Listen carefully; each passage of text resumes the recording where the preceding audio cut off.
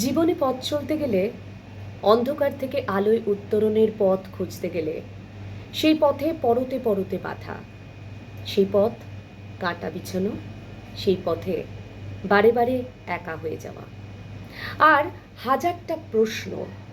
সেই প্রশ্নের উত্তর খুঁজতে খুঁজতে এগিয়ে চলতে হয় নিরন্তর, থামলে তো চলে না। আর যে প্রশ্নগুলো আসে, যে প্রশ্নগুলোর উত্তর মেলে না, প্রশ্ন হয়েই ফিরে ফিরে আসে নিজের কাছে। আর ঠিক তখনই আশ্রয় হয়ে আসেন রবীন্দ্রনাথ। বিপদে একা মানুষটার কানে কানে ওই মানুষটার কথাগুলোই মহামন্ত্র হয়ে পথ দেখায়। তিনি বলেন, বিপদে মোরে রক্ষা করো, এ নহে মোর প্রার্থনা, বিপদে আমি না যেন করি ভয়। তিনি শেখান, যদি তোর ডাক শুনে কেউ না আসে, তবে একলা চলো রে। বিপদে ভেঙে পড়া মানুষটাকে আবার মাথা উঁচু করে লড়াই করার প্রেরণা দেন সেই রবীন্দ্রনাথই। তিনি বলেন, সংকোচেরও বিহবলতা নিজেরও অপমান, সংকটেরও কল্পনাতে হয়েও না ম্রিয়মান। রবীন্দ্রনাথ জানতেন, তাই তার গানে, কবিতায় বারে বারে মানুষকে বলে গেছেন, জীবনটা সহজ নয়। আর এই কঠিন জীবনে চলতে গেলে এই কঠিন সত্যকে মেনে নিয়েই চলতে হবে। এড়িয়ে গেলে চলবে না সত্যিটা। কেন পেলাম না, কেন এটা আমার হলো না, এই ভাবনা নিয়ে বসে থাকলে তো চলবে না। এই ভাবনা নিয়ে বসে থাকতে গেলে আরো পিছিয়ে পড়তে হবে। তাই সহজ কথায় তার গানে তিনি বলেছেন, দুঃখ যদি না পাবে, দুঃখ তোমার ঘুচবে কবে, বিষকে বিষের দাহ দিয়ে দহন করে মারতে হবে। ভাবুন তো, কত সহজ কথায় তিনি আমাদের শিখিয়েছেন দুঃখকে বরণ করতে। আসলে তিনি জানতেন মানুষের চাওয়া পাওয়ার কোনো শেষ নেই। আমরা সাধারণ মানুষ, যখনই কিছু পাই না, তখনই আমরা ভগবানকে দোষ দিয়ে বলি, এটা আমায় দিলে না, কেন করলে আমার সঙ্গে এরকম। বলি না বলুন? এরকমই তো বলি। আর ঠিক তখনই রবীন্দ্রনাথ আমাদেরকে শেখান, আসলে না পাওয়াটাও একটা শিক্ষা।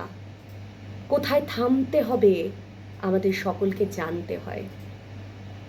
তিনি তখন সহজ কথায় গানের সুরে বুঝিয়ে দেন, আমি বহু বাসনায় প্রাণপণে চাই, বঞ্চিত করে বাঁচালে মোরে, এ কৃপা কঠোর সঞ্চিত মোর জীবন ভরে, না চাহিতে মোরে যা করেছ দান, আকাশ আলোক তনু মনু প্রাণ, দিনে দিনে তুমি নিতেছ আমায়, সে মহাদানেরই যোগ্য করে, অতি ইচ্ছার সংকট হতে বাঁচায় মোরে। আবার দেখুন, সত্যের মুখোমুখি হতে আমরা সবাই ভয় পাই, তাই না? এড়িয়ে যেতে চাই সত্যটাকে, হার মানতে ভয় পাই, পাছে আমার তৈরি করা মিথ্যের স্বর্গটা ভেঙে যায়। আর ঠিক তখন আবারও রবীন্দ্রনাথ আমাদেরকে মনে করিয়ে দেন, সত্য যে কঠিন, কঠিনেরে ভালোবাসিলাম, সে কখনো করে না বঞ্চনা। রবীন্দ্রনাথ চোখে আঙুল দিয়ে দেখিয়ে দেন, বলেন, মনেরে আজ কহ যে, ভালো মন্দ যাহাই আসুক, সত্যেরে লও সহজে। মিথ্যের ঘরটা যখন ভেঙে যায়, তখন নিজের দিকে না তাকিয়ে অন্যকে আমরা দোষারোপ করি। তো আমরা অন্যকে দোষারোপ করতে থাকি। তখনও তার লেখা আমাদের পথ দেখায়। কি সহজভাবে তার গানে তিনি বুঝিয়ে দেন সেলফ অ্যানালিসিস করাটা কতটা প্রয়োজন। এই যে তিনি বলছেন, কেন নিভে গেল বাতি, আমি অধিক যতনে ঢেকেছিনু তারে, জাগিয়া বাসর রাতি, তাই নিবে গেল বাতি। কেন ঝরে গেল ফুল? আমি বক্ষে চাপিয়া ধরেছিনু তারে, চিন্তিত ভয়াকুল, তাই ঝরে গেল ফুল। ভাবুন কত সহজ কথায় তিনি বলছেন। আমরা আমাদের জন্যই কিন্তু এই জিনিসগুলো হচ্ছে, কিন্তু আমরা আমাদের সেলফ অ্যানালিসিস করছি না। তিনি বলছেন, কেন মরে গেল নদী? আমি বাঁধ বাঁধি তারে, চাহি ধরিবারে, পাইবারে নিরবধি, তাই মরে গেল নদী।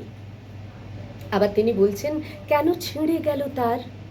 আমি অধিক আবেগে প্রাণপণ বলে দিয়েছিনু ঝংকার, তাই ছিঁড়ে গেল তার। আমরা তার গান গাই, আমরা তার কবিতা পড়ি, কিন্তু উপলব্ধি করি কি? যারা রবীন্দ্রনাথ পড়ার সুযোগ পাননি, তাদের কাছে গিয়ে কখনো রবীন্দ্রনাথকে চেনানোর চেষ্টা করি কি? বা ধরুন, এই যে জীবনে চলতে গেলে তার যে কতটা প্রয়োজনীয় এই কথাগুলো মানুষের কাছে পৌঁছে দেওয়ার চেষ্টা করি কি? করি না। কিন্তু সময়টা, যে সময়টাতে আমরা দাঁড়িয়ে আছি, সেই সময়টাতে এই সমস্ত রবীন্দ্রনাথের কথাগুলো, রবীন্দ্রনাথের গান, রবীন্দ্রনাথের কবিতা কতটা দরকার বলুন তো? ব্যস্ততম জীবনে, কঠিন থেকে কঠিন হয়ে যাওয়া জীবনে আমাদের এত বড় একজন পথপ্রদর্শক থাকতে কেন বলুন তো আমরা মানসিক চাপ কমাতে এদিক ওদিক ছুটোছুটি করব? কাল কি হবে আমরা জানি না। আজ আছি, কাল নাও থাকতে পারি। কিন্তু এই যে সময়টা, এই যে মুহূর্তটা, এটা তো আমার, এটা তো আমার নিজস্ব।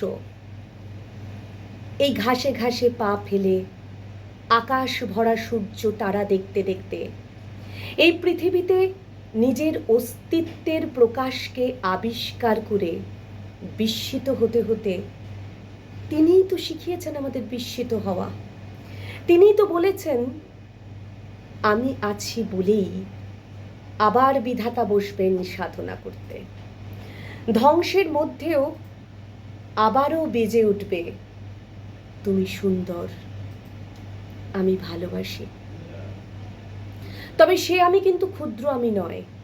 তিনি যে আমি কবিতাটি লিখেছেন, সেখানে যে আমির কথা লিখেছেন, সেই আমি কিন্তু ক্ষুদ্র আমি নয়।